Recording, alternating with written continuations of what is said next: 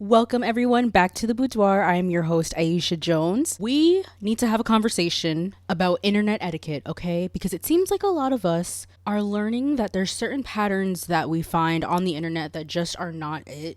And we're going to talk all about, comment sections and how to conduct yourself online, trauma dumping in people's comment sections. We're going to talk all about that. If you're new here, this is the Boudoir podcast. We talk about all things self-help, self-care, leveling up, being your best version of yourself, talking about the hard conversations, the fun conversations, and everything in between. If that sounds like something you're interested in, make sure you subscribe to the YouTube channel and also rate me 5 stars on Spotify and Apple. And I just want to say thank you so much because we recently hit 100 subscribers here on this channel, which is, oh my goodness, a milestone that I have been waiting for, and I'm so excited that I have finally hit it. So thank you guys so much for subscribing and liking the content. Again, please, I'm always taking content suggestions. I'm always taking episode ideas. I want to make this space ours. So if you have anything else you want to see on this channel, please let me know. So let's talk about current events that are going on in this world. I'm sure you guys already know what's happening in Palestine.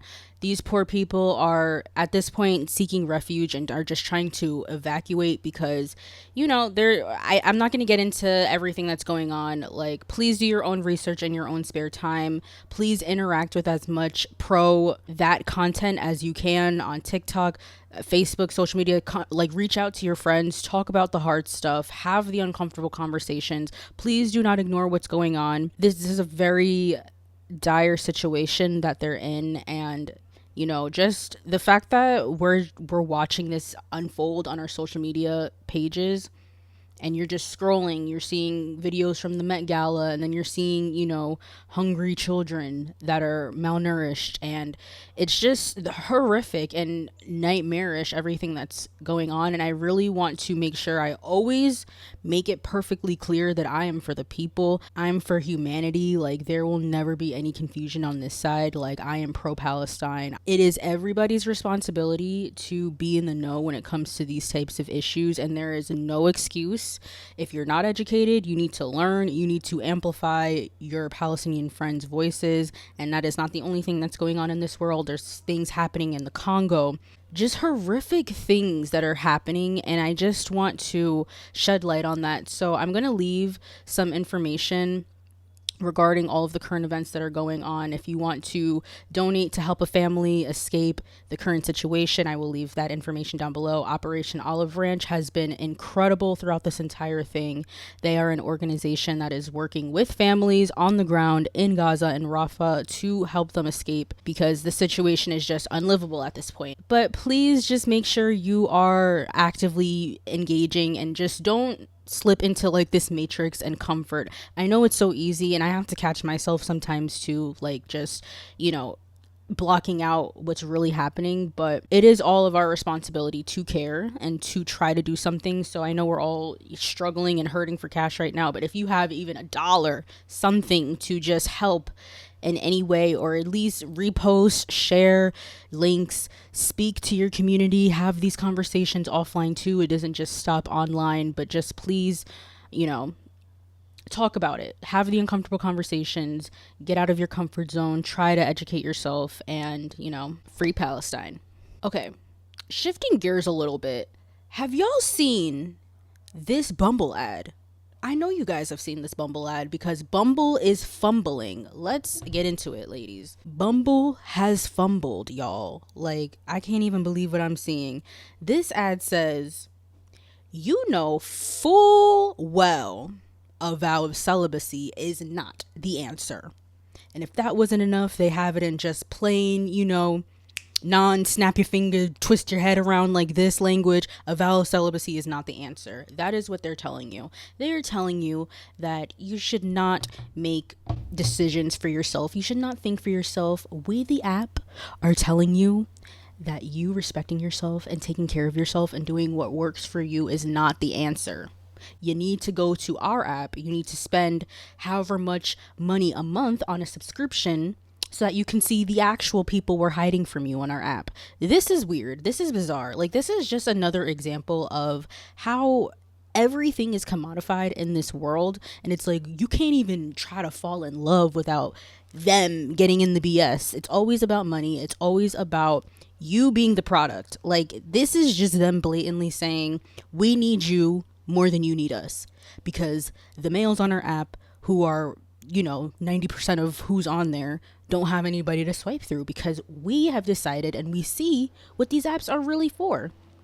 It's a bunch of BS. We are divesting from these dating apps. Enemy number one, the Match Group. Like, all of this stuff, the Hinge, the Tinder, the OkCupid, I don't care which one, Raya, all of this stuff is just you being the product and them just gamifying dating, and we want no parts of it. And if you can't see what they think of us and how they literally need you in order to make money, there you go. Okay, it's never been more in plain sight than it is right now. So I hope y'all are paying attention. Okay, we have all these conversations about decentering men and 4B and all of these types of movements that are happening. Pay attention to what's going on in modern days. This is happening in real time. Like, it's just the language of full well. Like, full well about, like, what? Who are you talking to? It's like those hairstylists that'll be like, do not show up, blah, blah, blah. You must cancel. Like, why are you yelling at me? Like, you're the one who wants my money. What's going on? Like, this is bizarre. It's just, I don't know how this passed through so many different teams and somehow nobody saw a problem with this. I don't understand, but if you have not divested from dating apps, if you don't see how trash they are, if you need more evidence of how trash these apps are, here you go. Delete the apps, clear up the space on your phone. You were going to buy that extra iCloud storage, save your money, and just delete these apps that are just taking up everybody's space and time because they are meaningless and worthless. Yuck. Ugh. I don't know if they pulled these ads. I don't know if it's still up. I think it was only up in Los Angeles from what I remember. But it's just, who approved this is the real question. Like, what did they think was going to happen? Like, we wasn't already using Bumble to begin with. Like, I personally was never on board with that because it's just like, it's already lazy. Dating apps are already lazy in and of itself. Like, we don't need to, do even more work by messaging them first. It's just, I'm done. I give these apps a try like every so often, but I'm done for good. You will not see me on any of these apps. Ugh. All right. Who is ready for a little bit of internet etiquette 101? Because class is in session, folks. Okay. We're putting on the professor hat. I have my glasses on. All right. I'm wearing pajamas. This is a pajama top. I'm the weird teacher, the weird professor that wears pajamas to class, but nonetheless, the information needs to be put out there. Okay. I think we have just gotten to a place on the internet where we're just so used to it by now, and we're just used to seeing these little pixels come up and these little faces and profile pictures, and we don't actually like register, like, no, we're all human beings behind these accounts. Like, yeah, it's just somebody in the little digital atmosphere. You can scroll away just as quickly as they popped up on your For You page, but these are real life people. We get so caught up in the online space. It's so much easier to communicate online, I feel like, because you're not actually getting the energy from these people as you would in person. You still get energy from them, but it's like a different type of energy. It's not so personal. It's more of like a general type of thing. And because we have things like algorithms and For You pages, and we see things that are meant to be tailored directly to our interests and what we would want to interact with, we get so wrapped up in that we forget, like, everything is not actually for you just because it pops up on your For You page. Like, just because a creator is talking about, this is how I made money in college, just because your experience looks different doesn't mean that they're wrong. It's just that they have a different experience. Even though you guys are both college students who are working and who are, finding jobs, they might do it in a different way than you do. Anywho, let's get into these because I've written down a couple of them. I've written down a couple of little internet etiquette rules that I think we should kind of discuss and see where you're at. I might think of more as we get into it, but these were just like the main ones that I have noticed on social media, specifically social media platforms like TikTok and Twitter. Trauma dumping in people's comment sections. Now, this was one that was actually suggested by a longtime subscriber of mine. Her name is Chloe. You know who you are, Chloe. She suggested this to be a topic because this is actually something I've noticed too. Where I mainly see this is, okay, so you know how you just scrolling on TikTok, right? You know, and you happen to come across a video and it's like a daughter and a father having a loving relationship. Like, I actually just saw this happen. It was this young lady who was leaving and she had a beautiful outfit on and her father was complimenting her over the Ring camera like before she left, and it was just such a sweet, wholesome moment, right? And it's like, your first instinct when you see something like that usually is like, oh, how cute, like a nice loving relationship between father and daughter, like so sweet, right? Until you open up the comment section, okay? And then you see a bunch of strangers commenting on another stranger who they did not know before scrolling upon this video, saying, oh, cries and daddy issues. Oh, I wish I had a father who loved me. All I got was glass bones and paper skins. My life wasn't like this, so I must trauma dump in your comments and tell you about it because it's your fault, apparently, that you have a nice, loving relationship with your family, and I do not. Do we not see like the disconnect there? Like, when did it become appropriate to unload in somebody's comments like that? And this definitely does happen in real life too, like somebody trauma dumping on you. But just specifically talking about online, when did we get to a point where that was okay? I grew up in a single mother household. I don't have a father, but even me, when I see other fatherless people like trauma dumping on a stranger like that, I just think like that is so inappropriate. Like, I'm not even trying to be mean. Like, why do we feel like social media gives us this like layer that we can unload and just unpack onto unsuspecting random people who just decided to show a sweet moment? And I'm not saying this to like make fun of that person because I don't want to invalidate how they feel. Like, it really does suck to grow up without a father and then you see somebody with a nice loving relationship. It shouldn't make you feel bad though, and I know that takes a lot of maturity. Trust me, back in the day when it was like still something I was learning and unpacking about myself, I definitely would feel like jealous, especially around like Father's Day and stuff. Oh my god, yes. But like at a certain point you have to accept like this is just the cards that you were dealt. It's not your fault. You couldn't fix anything. There was nothing you could have ever done, and it's not your fault. Once you like understand that about yourself, you stop feeling the need to like rain on somebody else's parade, because that's what it is. And then now the original poster feels like, oh, like, should I not have shown that beautiful moment? Like, I didn't consider your feelings. But it's like, you can't get mad just because somebody has something you don't, or somebody had a better experience than you. Like, I don't think it's right, and I don't think it's appropriate socially, whether it's on social media or socially in real life. I don't think it's appropriate to unload on somebody like that. You know, if your first instinct when you see somebody, you know, sharing a moment of joy with the world or with you, if your first instinct is to ruin that with like a darkness or project your own darkness onto somebody, you really should have reevaluate that. That's not normal. Just saying. Like, I think, I don't know when it became so comfortable. Like, I know that talking about mental health and everything is very prevalent now, and I'm glad it is. Like, it should be this way. It should be this mainstream, and you should feel comfortable to freely speak of these things. But I just think there's a time and a place, and on somebody's like wholesome, nice video, I don't think that is the time nor the place.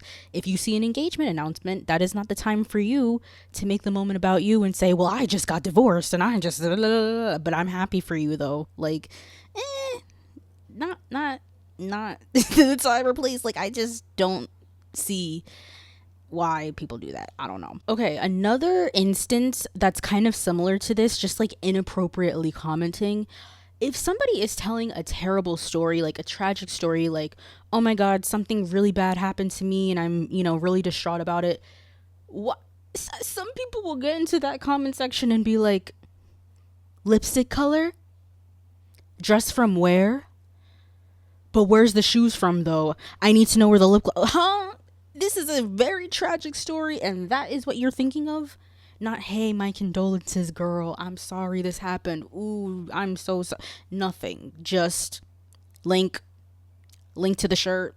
Like, we have become products. Like, when you sign up for social media, you essentially are making yourself a product. Like, you are a product to potential brands, you're a product to people that are scrolling the timeline. You just become a product and a walking advertisement and billboard, because now there's this understanding that, you know, and I'm not one of those people that's like gatekeep. I believe in gatekeeping. Like, to me, if you have style, you shouldn't worry about somebody coming and like infiltrating on it. Like, if you know how to dress, what are you scared of? Or when people are like, I don't want this to sell out, like they'll restock it. Like, I don't know. It is inconvenient when things sell out, or like when everybody tries to be the same. I do understand that aspect, but I'm just somebody, like, if you ask me where something's from and I remember, I'll tell you. Like, it's not a big deal to me, but I know some people are very sensitive with like the perfumes they wear and where they shop.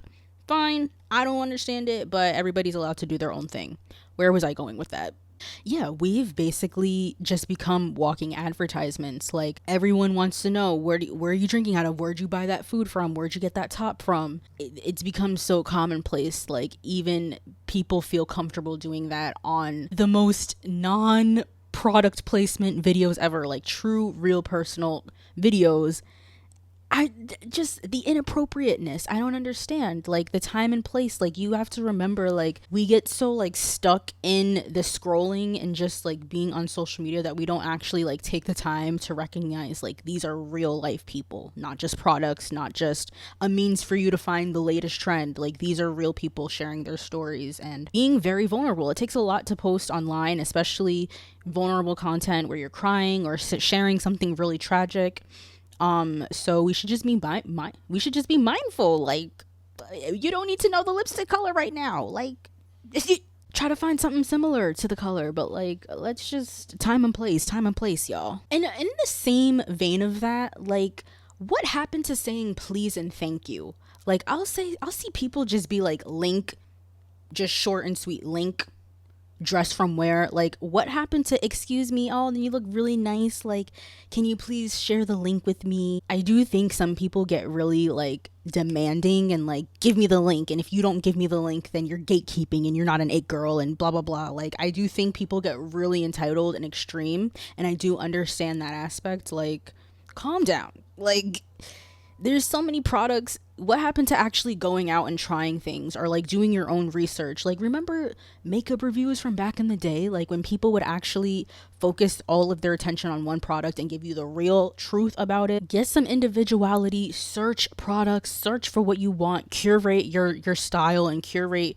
what you want. Don't just buy something because an influencer told you it was good, because 99.9% of the time they probably only used it once. Yes, you can ask, but don't be rude. Like, what happened to manners? What happened to couth, you know? Can you please share the link to that top, please? Why are people so unnecessarily hostile? Like, people will get into full-blown arguments over absolutely nothing. Like, whoa. We need to relax, y'all. Like, simple things will turn into arguments, or like people just trying to be contrarian and trying to be assholes. Like, relax. What? I feel like people go on social media to like get their anger out, and again, this is all a part of like, people don't actually realize that we're real and not just pixels or profile pictures. Like, you're speaking to a real person. When you're trolling a real life person behind a screen. When you get unnecessarily hostile and you're like starting like, there's, without a fail, there is an argument in every single comment section. It could be a beautiful, wholesome video of like sheeps roaming in the forest or whatever, and you would see an argument in the comment section. Like, what is that about? What is it about social media that makes people so like, I'm ready to fight? What is that? I would love to know. The anonymity, I can never say that word, the anonymity of social media gets people like Super Saiyan powers, and they think they're invincible, and they just say the most cruel, harshest things that you would never say to a real person. Like, if you were standing in front of that person you're arguing with, you would never say half the stuff you say. Like, let's take it down a notch. Like, remember that you're talking to a person. I know we're strangers in the grand scheme of things, but like, yeah, we should still treat strangers with kindness. Like, everybody relax. I don't know. Like I mentioned before, the For You page doesn't necessarily always mean that it's for you specifically. Like, bean soup. You guys know what bean soup is. If you don't know what bean soup is, it's basically a catch-all term for people who complain about a general video that was not directly speaking towards them, but they feel like because their situation wasn't included that they're being discriminated against somehow. So like, for example, this lady made a bean soup recipe to help with your period when you're having cramps and stuff, and somebody, troll or not, I don't know, probably just rage bait, but it's like the principle of it, they were like, but wait, I'm allergic to beans, or I don't like beans, what can I replace the bean? Find a different recipe. That's what you can do. You find a different recipe because everything isn't for you. Just like when I come across, find the best seafood restaurants with me in Chicago, I'm not getting all heated and mad like, hey, I don't like seafood. Where's the non-seafood? I can just simply look it up. If I don't see what works for me, then I can simply look up a different video that closely aligns with my experience. It's that simple. I feel like people get so worked up when things aren't directly mentioning them, and it's really weird. Like, they get so it's like so personalized. Inferences are such a lost art because people have forgotten that like, you're supposed to, not everything should have to be so dumbed down and I hate to use that word because I know it's not always politically correct, but like so bare bones and like spoon feedable. If you're explaining some complex concepts to people, I absolutely think, if you're explaining like medical terms to the average Joe, yes, you should dumb it down to, a more palatable, easy to digest way, but for the most part on social media, we have to remember that like everything should not be so easily spelled out. Sometimes you have to make inferences, and even if all of the information is not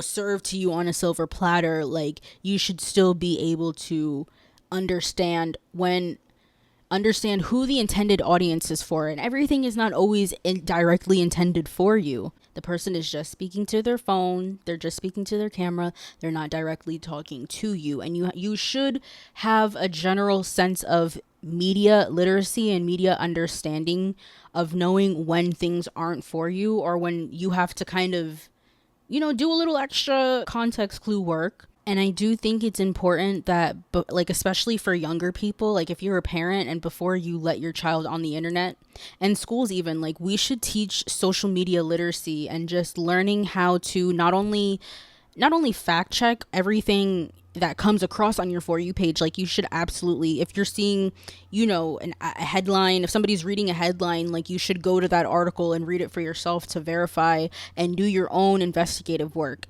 and come up with your own conclusions. Like, it is totally fine and encouraged, and one of the best things about social media, that we get to see and hear and learn different perspectives from all these people. And then you take all of that information that you're taking in and you filter it through your own moral compass and through your own knowledge that you already have for yourself, and you decide what works for you and what doesn't. That is the beauty of social media. But especially for young people, context and, all of that stuff can get lost in translation sometimes, and people take things so personally because they think that they're directly being attacked. And we have to make sure that we are practicing social etiquette, social media etiquette, and social media literacy, and just being responsible users of the internet. I don't know if they teach this in schools, but they definitely should. These younger kids, all they know is online and social media and comment sections and TikTok. That's all they know. So whatever we can do to make this place safer for them, and not only for them, for us, because trust me, the adults be needing media literacy too. It's not just the kids. The adults definitely need it too, myself included. I know I fall for some fake news sometimes. Like, it happens. It's easy. We're consuming so much each and every day, but it's like, it is so important to do your own due diligence and your own research, and just learning when things are for you and when to just scroll. Like, I think we forget that we can scroll from things, we can ignore it, we can block, we can use all these filters and block out words and mute words, and really curate your online experience to be what you need it to be for you. Like, be selfish with your online experience. If you need to block out certain words, go for it. Like, that is your right. It's your space, and whatever is going to help you be a responsible user of the internet and not cause unnecessary hostile energy, do it. Let's talk a little bit about parasocial relationships, because I think that is the biggest piece of social media etiquette we need to remember and understand.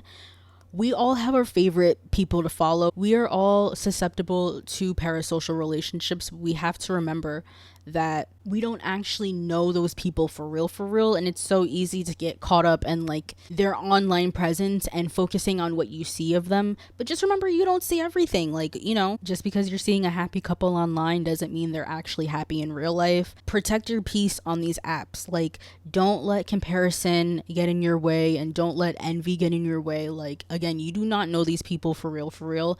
People only post what they want to post. They showcase what they want to showcase, and everybody, whether they want to admit it or not, polishes themselves and puts a specific version of themselves forward. People are very strategic with how they choose to showcase themselves online. Everyone is, even your faves, even me, we all choose to show up in very specific ways. And just remember that. It's easy to think everything is all hunky-dory and that people are perfect, and that's not to say like you should assume everybody is bad or has ill intentions, but just remember that you're seeing a small portion of what people choose to show, and good or bad, whatever way you want to take it with a small grain of salt, and don't get too caught up in the relationship that you've built with the person through the screen. And remember that nobody is perfect. Like, people are capable of making mistakes. Your faves are capable of making mistakes. You are, we all are. Nobody is perfect. So just don't prop people up on a certain pedestal, because you will get disappointed one day. Trust me. Everybody is capable of messing up. Some mistakes are bigger or smaller. Some are more ignorant than others, but everybody is capable of failing, because we're not computers. We are human beings. So just remember that you yourself are a human being. Give yourself grace. Don't put so much effort and energy into comparing your life to theirs, because you seriously never know. And I just want to also say that if you ever feel like social media is getting too much for you, and you feel like it's seriously starting to affect you, like the negative conversations are getting too much and you're like actually taking that home with you, or you're just comparing yourself because you're seeing all these fancy luxury hauls that these influencers are doing, or you're paying attention to your current events and you're seeing everything. If it ever gets to a point where social media is literally interfering with your real life and affecting your mental health, do not be scared to take a couple days off, a couple weeks off. Don't be scared to walk away. It is always going to be here. And honestly, I highly suggest taking a step back. Cut your time off from social media drastically sometimes, and just step back and kind of just reassess and reevaluate your relationship with social media, because it can get to be a lot. Like, it is so easy to get caught up in these conversations and being afraid of missing out, and FOMO, and just getting caught in the loop of scrolling. Like, it is so easy to fall into that and just really internalize all of these people's thoughts and let that get to you. But it is so important to walk away when you need to. And like, followers come and go. Like, don't put all of your stock and all of your meaning into social capital, because it's just online. Like, just as quickly as it's here and in your face, you could also just walk away and take a step back, and your life is still amazing and beautiful without it.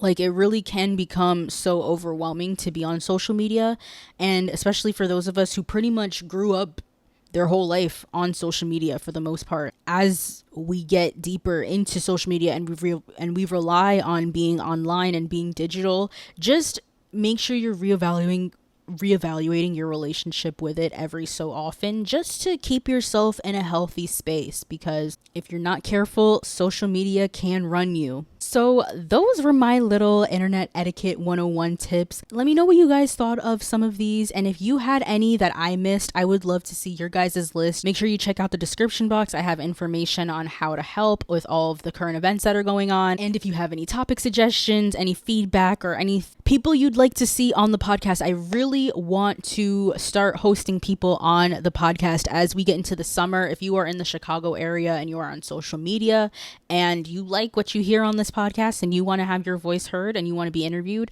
let me know. Send me an email. But yes, you guys, make sure you are taking care of yourself and checking in. I hope everybody is doing well and staying happy and healthy. I will talk to you guys next week. Bye.